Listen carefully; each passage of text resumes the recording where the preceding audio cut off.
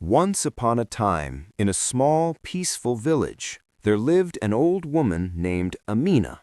She had soft white hair and kind, wrinkled hands. Her back was slightly bent with age, but her face always carried calmness. The most beautiful thing about her was her smile, warm, patient, and full of faith. She lived alone in a small clay house near the village mosque. Her husband had passed away many years ago, and she had no children, but she never complained. Instead, she spent her days helping others, praying, and reminding people to trust Allah. Life in the village was not easy. Some people were farmers, some were laborers, and some sold small goods in the market. Sometimes the rain did not fall. Sometimes illness spread. Sometimes work was hard to find. People often became worried and afraid about the future. But whenever someone felt hopeless, they would visit Amina. One day, a young man named Yusuf came to her. He looked tired and troubled. "Auntie Amina," he said sadly, "I don't know what to do. I lost my job. My savings are almost finished. I am afraid I will not be able to take care of my family."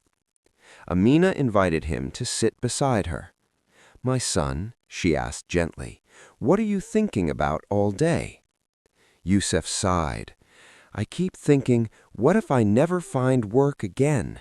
What if my children suffer? What if Allah is testing me because I have failed?" Amina smiled softly. "Let me tell you something," she said.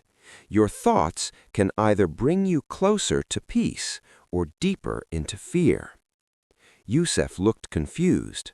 "But how can I feel peace when my situation is so difficult?" Amina nodded. "Let me tell you a story," she said. Yusuf listened carefully. Once there was a man who had lost everything. His home was gone, his wealth was gone. He sat outside the mosque feeling abandoned. He raised his hands and said, "Ya Allah, why has everything been taken from me?" An old traveler passed by and asked, "Do you still have your health?" The man said, "Yes." "Do you still have your faith?" He said, "Yes." "Do you still have the ability to make dua?" He said, "Yes."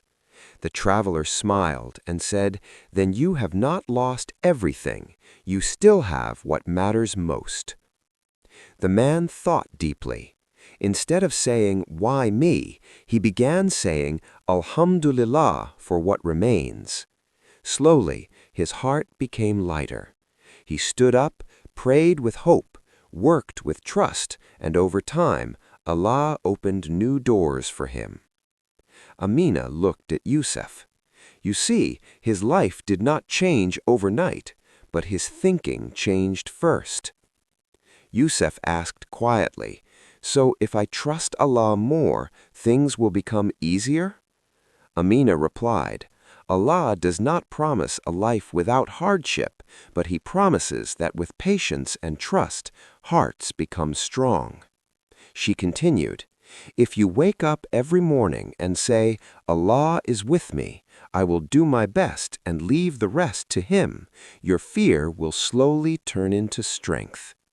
Yusuf sat silently. "I think I understand," he said. Amina nodded.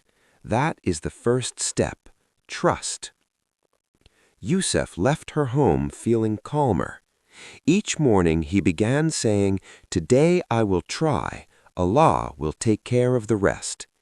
He searched for work with patience instead of panic. Days passed. Then, one afternoon, Yusuf received news. He had been offered a new job in a nearby town. He rushed back to Amina with joy. "I got work," he said. Amina smiled peacefully.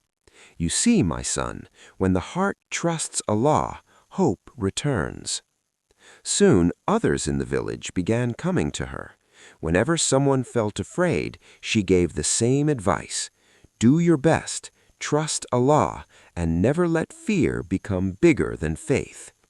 And slowly, the village became stronger. not because life became easier, but because their hearts became full of trust.